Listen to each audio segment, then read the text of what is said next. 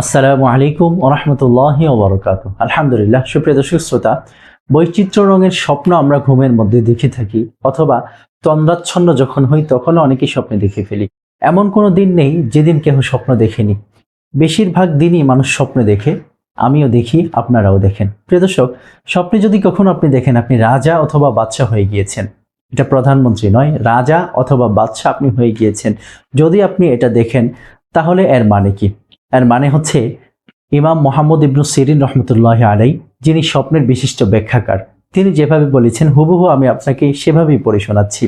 স্বপ্নে রাজা বাদশার পদ লাভ করা ধর্মের প্রতি বিমুখতা প্রকাশ করে, দুনিয়ার চাকচিক্য ও আধুনিকতার রঙে রঙিন হওয়ার আলামত। অর্থাৎ আপনি দুনিয়াদারদের মতো হয়ে যাবেন, আপনি ধর্মের প্রতি বিমুখতা প্রকাশ করবেন, আপনি ধর্মের প্রতি যত্নশীল থাকবেন না, যত্নবান থাকবেন না। আল্লাহ পাক রব্বুল আলামিন আপনাকে এই সমস্ত ফিতনা থেকে মুক্ত রাখেন, ভালো রাখেন।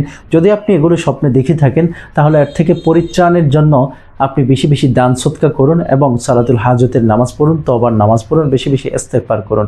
আল্লাহ সুবহানাহু ওয়া তাআলা আপনাকে ধর্মের থেকে বিমুখতা হওয়া থেকে হেফাজত করেন। আমিন। আসসালামু আলাইকুম ওয়া রাহমাতুল্লাহি ওয়া বারাকাতুহু।